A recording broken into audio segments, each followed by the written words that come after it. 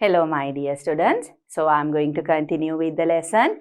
In the previous chapter, I told you all based on the reactivity of metals with different substances like oxygen in air, water, that also cold water, hot water, steam, then dilute acids and the displacement reactions of metals.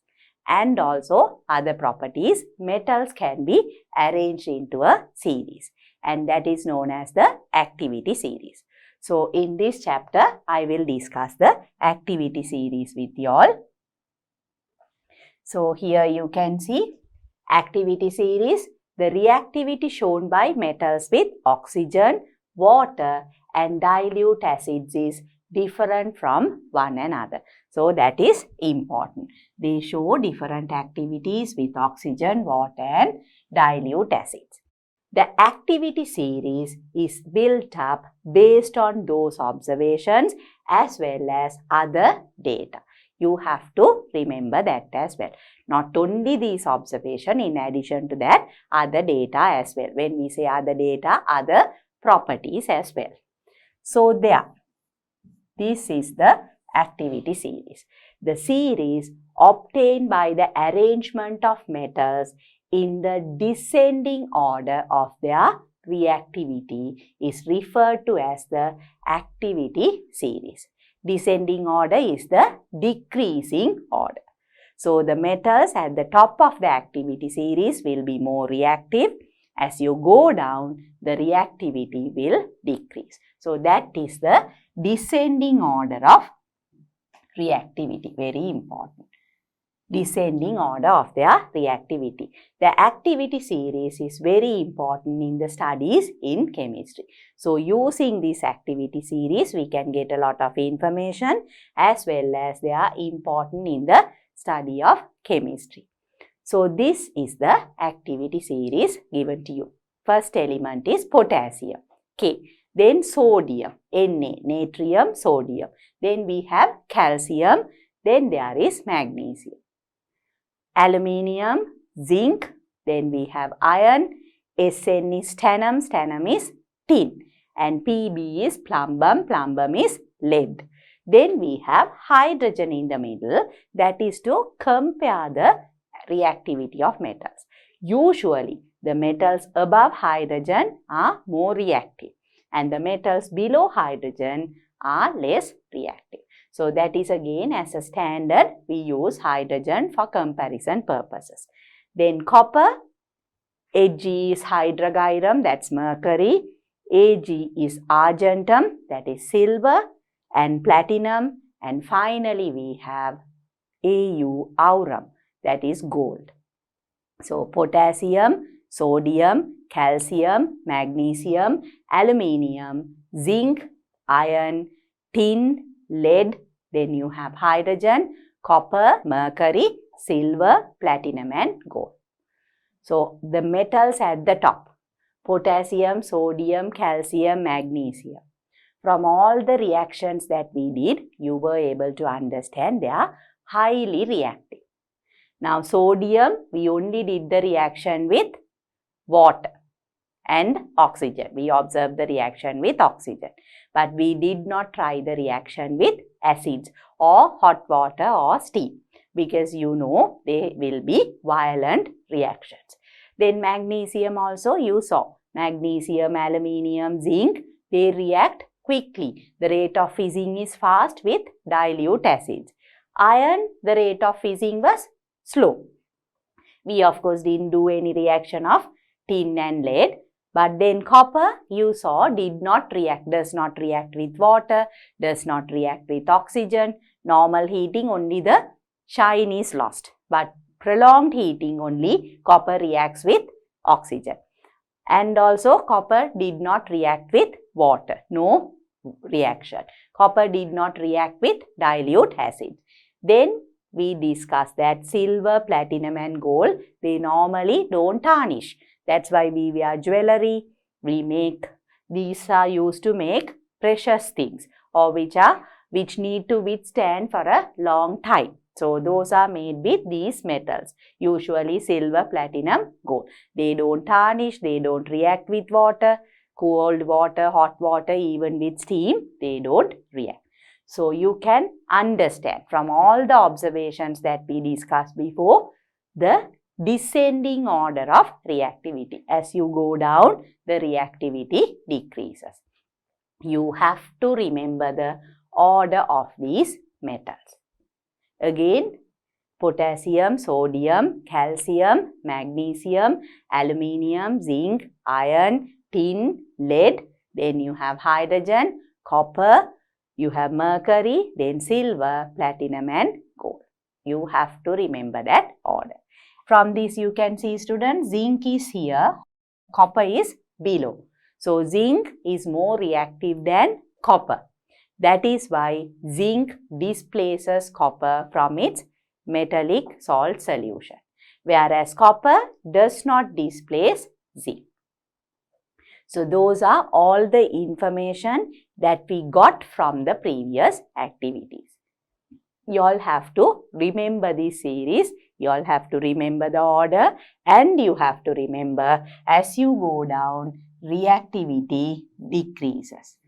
Reactivity decreases. The most reactive metals are potassium, sodium, calcium, magnesium. And they are also, you can see a pattern, students. Sodium and potassium belong to group 1. Calcium and magnesium belong to group 2. So, their group 1 metals are more reactive than group 2 metals. So, you can see patterns. Then we have the other metals. So, based on this activity series. Now we said the activity series is very important in chemistry. So from this activity series, using this information, we can apply this information and the knowledge for many different purposes. That is what I am going to discuss after this. So I will move on to the next slide. Uses of the activity series. So what are the uses? Activity series is useful to identify the precautions to be taken when storing metals. So again, if you recall the activity series, students, we had the elements potassium, sodium, then calcium, magnesium and aluminium when it goes on. So out of these, I told you, these are very reactive. Potassium, sodium, calcium, they are highly reactive metals. So magnesium, of course, is somewhat reactive. But potassium, sodium, calcium, those are highly reactive metals. Now, can you remember how we store sodium in the lab? When I showed you all sodium, you can remember I told you it is usually stored in a glass bottle, a brown color glass bottle, and inside that there will be either kerosene or paraffin liquid, and inside that only we have sodium. If it is not a glass bottle, we use a plastic non-transparent bottle so that sunlight doesn't enter into the bottle. And also, when it is stored inside either kerosene or paraffin liquid, the contact with oxygen in air is prevented because sodium is inside the liquid and there is no contact between the atmospheric air, that is oxygen, and sodium, so that it will not react. The same way, potassium and calcium are also stored inside kerosene or paraffin. So, for examples, metals with high reactivity. So, those are potassium, calcium and sodium. Potassium, calcium and sodium are stored in paraffin,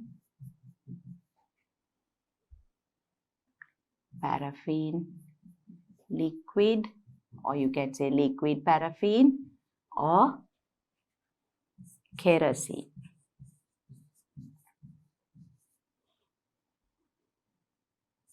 Inside brown colored glass bottles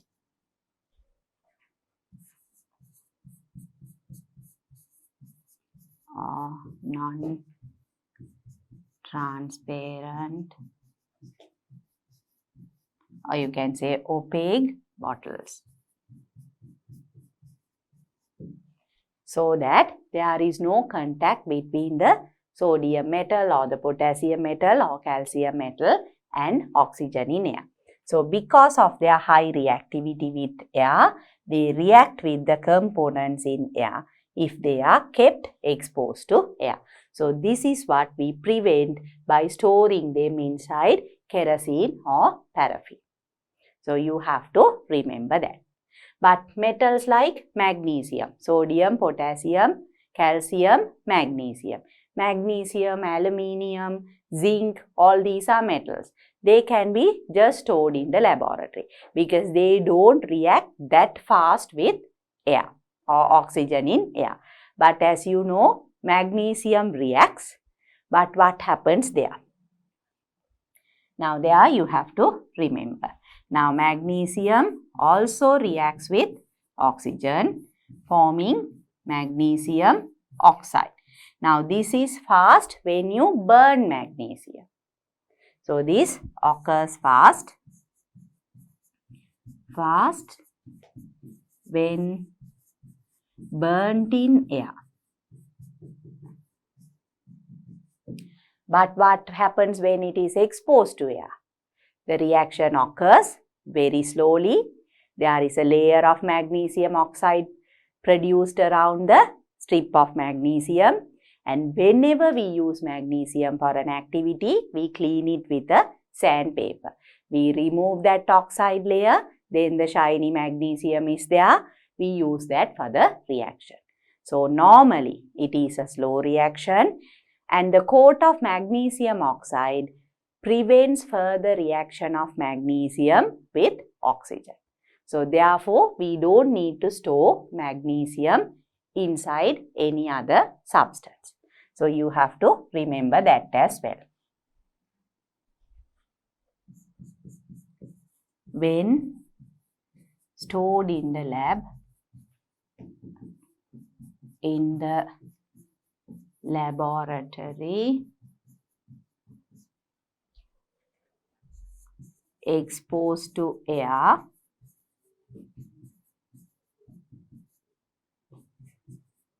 magnesium does react with oxygen slowly.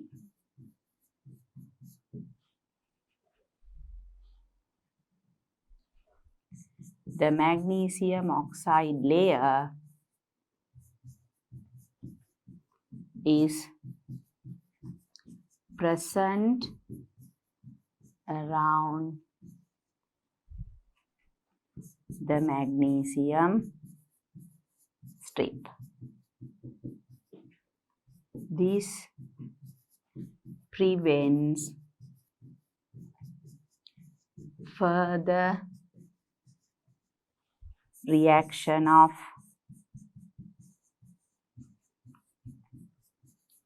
magnesium with air.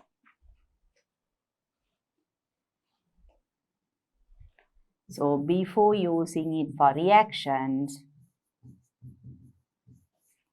magnesium for reactions,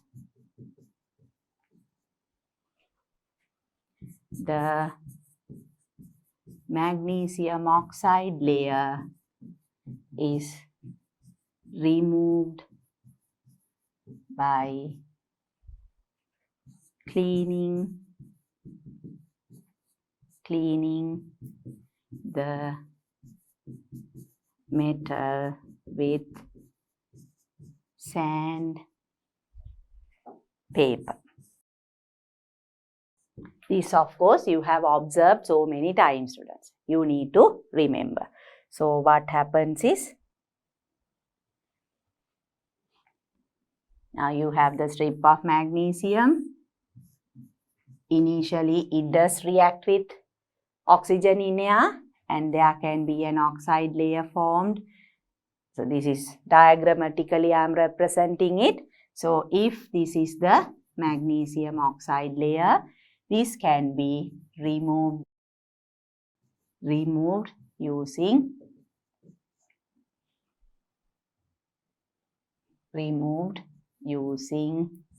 sandpaper. So that is something you all have to remember, students. The most reactive elements, potassium, sodium, calcium, they have to be stored inside kerosene or paraffin. That is liquid paraffin, liquid wax or kerosene, so that the contact with oxygen is prevented and they will not react. So that's because they are highly reactive. But magnesium is reactive slowly with oxygen when it is not burnt. When it is exposed to air, it does react, but it reacts slowly and the oxide layer is over magnesium. So that magnesium doesn't keep on reacting with oxygen. So whenever we need the magnesium for a reaction, for an activity, what we do is we scrape off this magnesium oxide layer. You have seen that before also. Before we do the activity, I either show you all the clean surface or I have done cleaning the magnesium with sandpaper. I have shown that to you all. So you have to remember that, students. Is that clear to you all? So that is the first use of activity series. Activity series is useful to identify the precautions to be taken when storing metals. So the metals that are below aluminium, magnesium, aluminium, even aluminium, you all know at home if you have aluminium goods, they do tarnish. The shine will be lost, but they don't react fast with oxygen. So you can keep it for a long time. So here these are the highly reactive metals that need to be stored. That is the first use of the activity series. I am sure you all can understand that. With that, I will move on to the next slide. So the second use is activity series is useful to find methods that prevent corrosion of metals. So when we say corrosion, now you all know metals, property of metals is having the lustrous nature, the shine surface. But when exposed to air, they react with oxygen in air and because of that oxide is formed and due to that initially the shine is lost, the luster is lost, they become tarnished. So this is the basis of corrosion. Now if you take iron, iron corrodes and that is known as rusting. So when objects made up of iron, they rust, it becomes a huge problem because iron is one of the metals that is used very commonly in our day-to-day activities as well as in the household and industries. So their rusting, that is corrosion of iron, can become a huge problem. So we need to prevent that. For that, we can get information from the activity series. I will explain that. Before that, if we try to understand what corrosion is the reaction of metals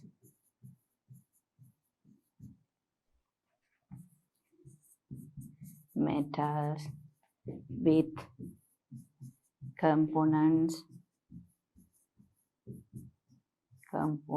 of air. So usually oxygen in air, and this leads to tarnishing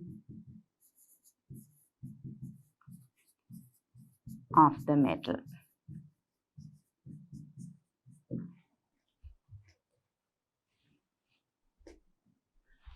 That is one. Corrosion of iron.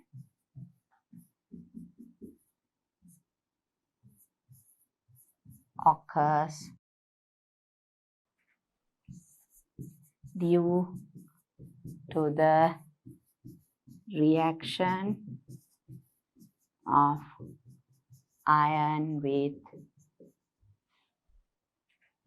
oxygen and water or moisture. This is known as rusting. So, we will be discussing this corrosion and rusting in detail in your next grade. But for now, just understand that when the metals react with oxygen in air, they tarnish, and also rusting of iron is a type of corrosion, and this can become a problem. So, this corrosion of iron or rusting of iron has to be prevented. The rusting of iron has to be prevented. So, how can we do that? Prevent corrosion of iron. Now, we saw that when there is a metal that is more reactive, it displaces the metal from its solution.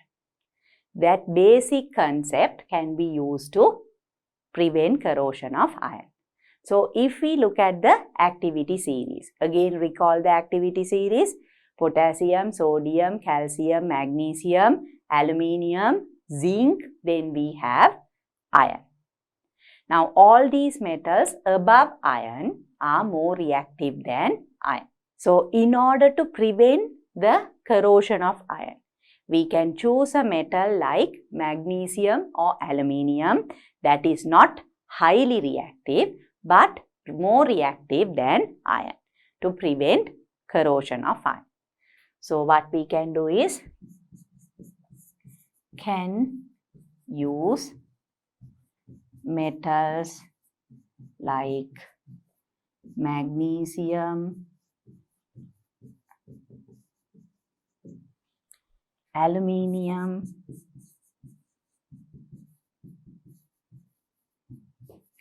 zinc that are more reactive than iron to prevent corrosion of iron.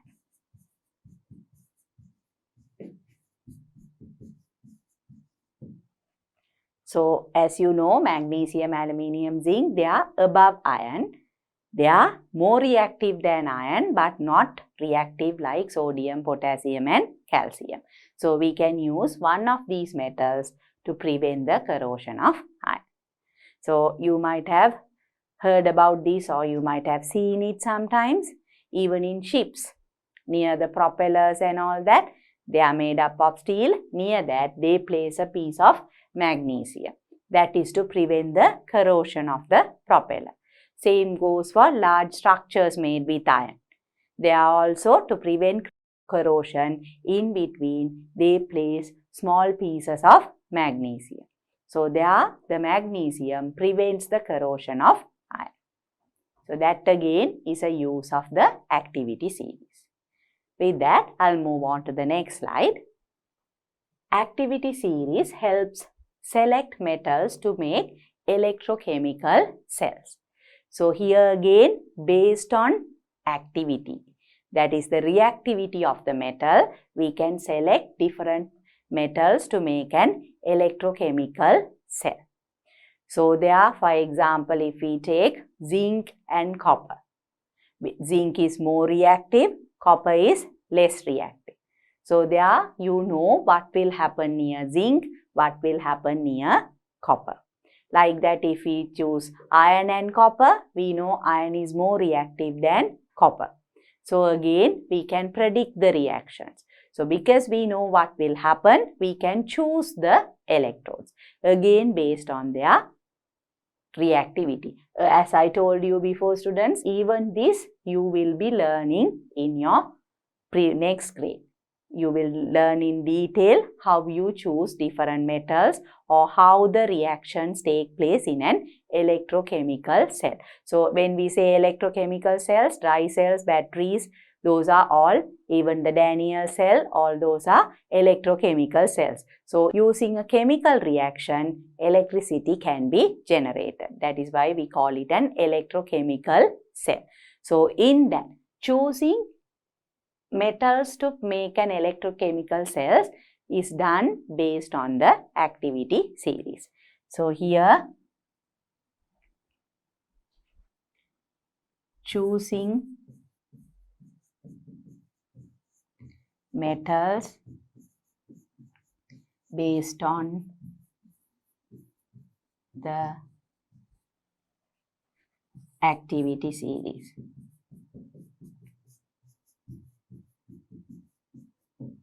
Example, copper is less reactive than zinc. They are used as electrodes in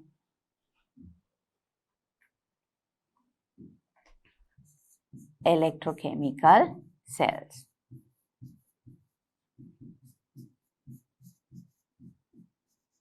So I'm not going to go into any further detail. You will learn all these processes in grade 11.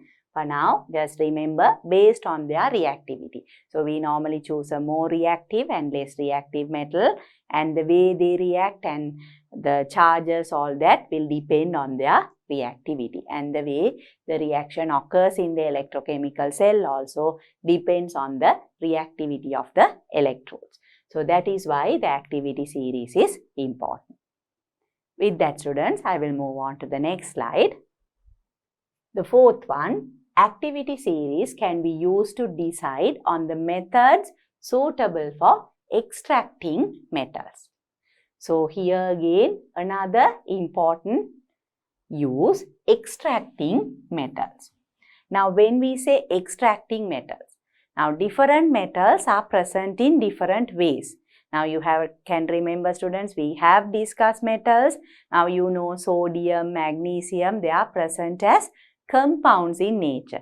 They don't exist as metals. Why? Because they are more reactive. You have learned that before. Now you know the reason. So the metals that are at the top of the activity series, again potassium, sodium, calcium, magnesium, these elements are present in the form of compounds. So we need to extract them. We need to separate them from their compound. So the O's are the substances, minerals that contain a particular element. So we need to extract these elements from their O's as well. So that is for the highly reactive elements. Then you know there are elements which are called native elements. What are they? Metals like gold, platinum, they don't react. They exist as metals in nature. That's why we call them as native metals. So now you can remember those are the metals, or you can understand that those are the metals that are at the bottom of the activity series. So we have metals that are highly reactive, metals that are moderately reactive, and the metals that are very less reactive or not reactive at all, the native metals. So because of the reactivity, they are present in different forms in nature. Some are present as compounds, some are present as metals itself. So based on that, the way we extract the metal from their compound or from their natural O differs. So that is depending on the position of the metal in the activity series. So if we look at metals extraction involves the separation of the metal from a natural O which contains that metal. The metals extraction involves the separation. The metals extraction involves the separation of metal from a natural O. So I told you all this. Natural O is the naturally existing form of a particular element.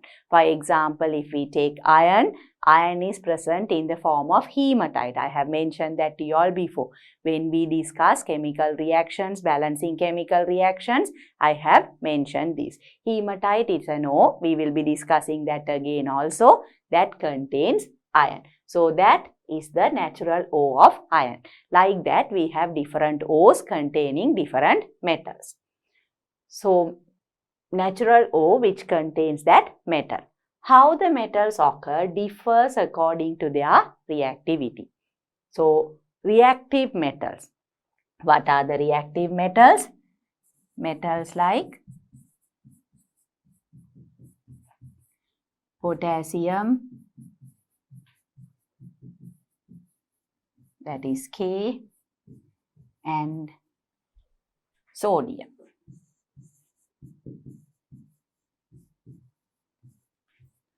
Are highly reactive.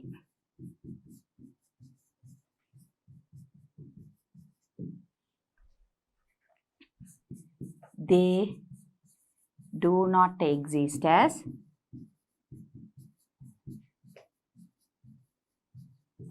metals in nature. They exist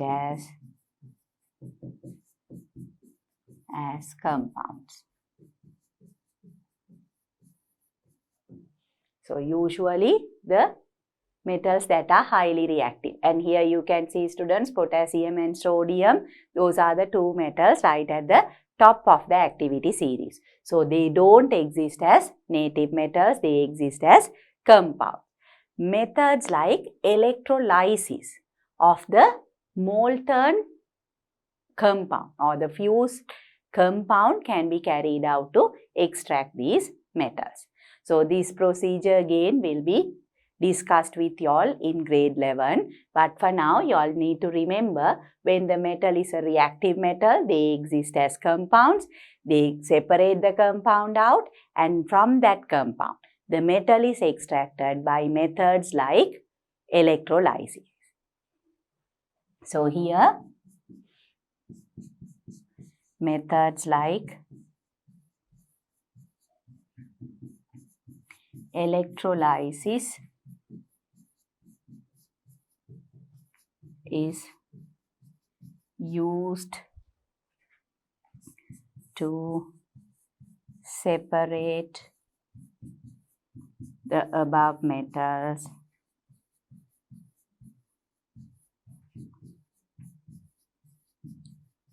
from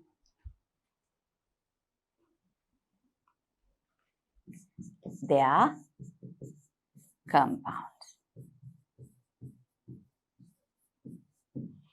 So, that is for highly reactive metals. One way in which the highly reactive metals are extracted from their natural ore. Then we have the second type of metals, as I told you all, the moderately reactive metals. So, I will move on to the next slide where we discuss those types of metals. So, activity series can be used to decide on the method suitable for extracting metals, in that metals of moderate reactivity. Now, you can remember the activity series, students. We had potassium, sodium, calcium, magnesium. Then we have aluminium. After aluminium, we have zinc, iron, tin, lead, copper. So, those metals like iron, tin, lead and copper, these are metals that have moderate reactivity. So, here if we consider the elements, metals like iron, Fe, then we have tin, that is Sn, then we have lead, Pb and copper.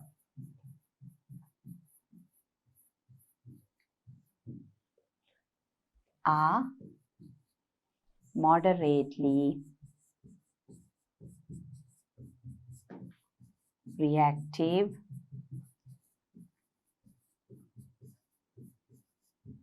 metals. So those are the moderately reactive metals. Now these metals have to be separated from their O's.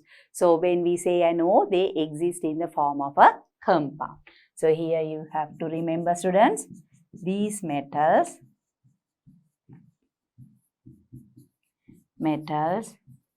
exist in the form of compounds in nature, and those are known as O's. We have discussed such a reaction before also. We will be discussing the extraction of iron in detail, but just as an example, I will explain this to you all. So for example, we have hematite. Hematite is Fe2O3. This is an O containing iron. Now from this, if we need to separate iron, what we do is, there is the process where carbon monoxide is used to separate iron from hematite. So here carbon monoxide is used to separate iron from hematite. We have looked at this reaction before also. When you have Fe2O3, that is hematite, you react it with carbon monoxide and we get iron plus carbon dioxide. You all know to balance this equation as well. Here we need to have 2 iron, 3 carbon monoxide and 3 carbon dioxide. So by reacting with carbon monoxide, here carbon monoxide is a compound. Some of the compounds of metals can be reacted with an element as well. So either by reacting with an element or a compound, they can be extracted from their compounds. So that process is used to extract metals of moderate reactivity. So here we can say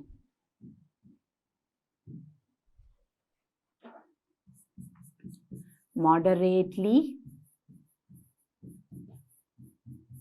reactive metals are extracted by reacting their compound with an element or a compound. So for example, hematite Fe2O3 is the compound of the metal iron, and that is from that compound iron is extracted by reacting with carbon monoxide. So carbon monoxide is a compound. Similarly, we can use another element to extract the metal as well. So that process is used for moderately reactive metals. Then we have the next type where we have the low reactive metals. So again, activity series can be used to decide on the method suitable for extracting metals. Metals of low reactivity. So can you think of the metals that have low reactivity? Metals at the bottom of the activity series. So silver, platinum and gold. Gold is the least reactive, that is the last element in the activity series. So silver,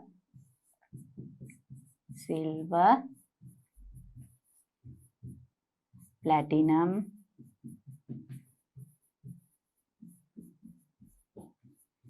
and gold.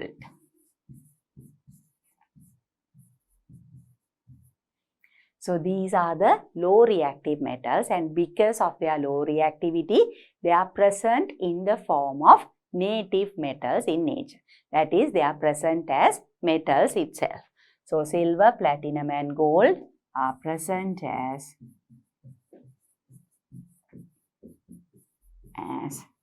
native metals. They need to be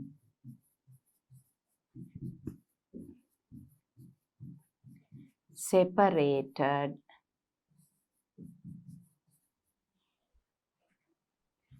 from impurities only. So you don't have to extract them because they are already in the form of metals, but there can be some impurities, so they need to be separated from the impurity. So for that, simple methods are enough. Simple physical separation is enough. Simple physical separation methods are used.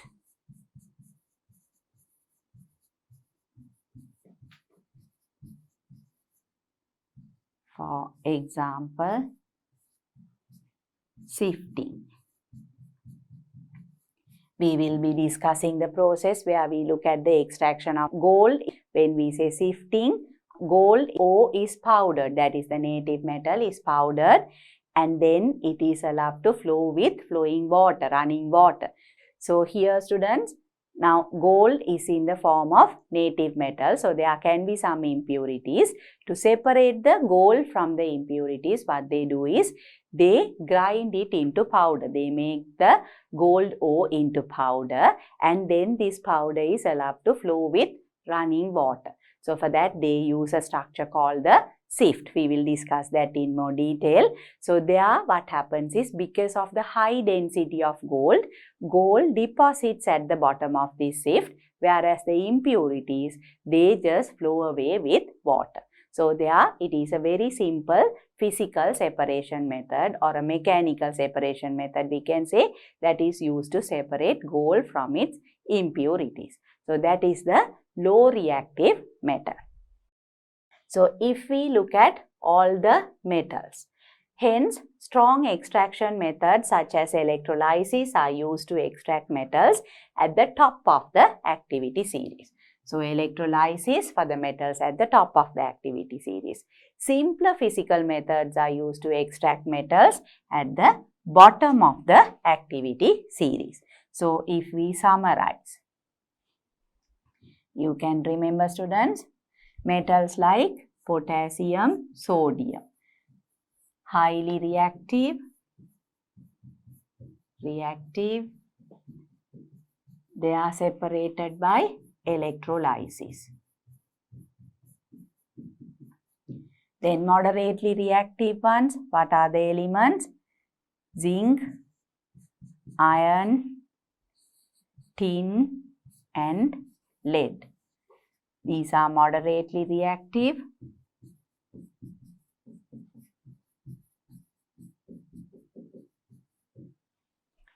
Separated, or we can say extracted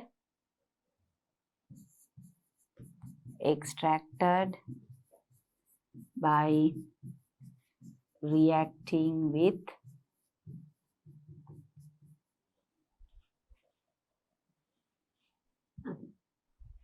an element or compound. Then we have the low reactive metals, silver, platinum, gold. So these three, low reactive metals separated by simple physical separation methods.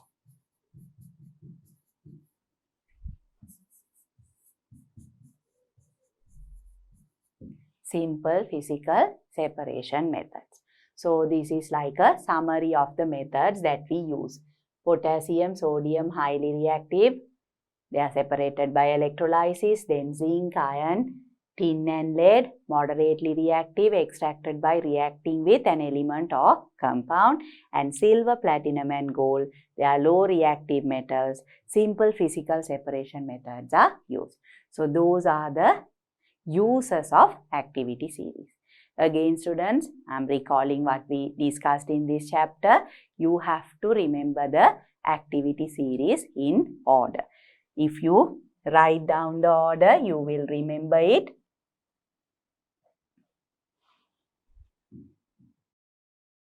The elements: potassium, sodium, calcium, magnesium, aluminium, zinc, iron. Then we have tin, lead. In between we have hydrogen, and thereafter I will continue on this side. If you remember, we have copper, mercury, silver, platinum and gold. So those are the metals. So as you can see students, when we go down the activity series, reactivity decreases.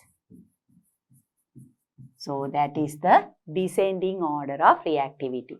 These are highly reactive, the moderately reactive ones, and the low reactive metals. So all these gives you a lot of information. But the series has been already arranged based on the reactions of metals with oxygen from air, water, again 3 instances, cold water, hot water and steam. Thereafter with dilute acids, as well as displacement of one metal from its metal salt solution by another metal, and some other additional data.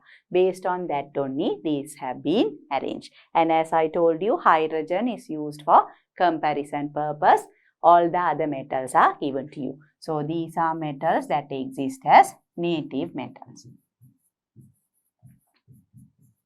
So from the series, you know, gold is the least reactive, potassium is the highest reactive, and then we saw the applications or uses of this activity series. So with that students, I am going to end this chapter, but you all have to make sure that you remember the order of metals in the activity series. And as I told you all, in the next chapter, I will be discussing extraction of iron from its ore and also extraction of gold from its ore. So when we say extraction of gold, it is a native metal. We will be discussing the sifting process.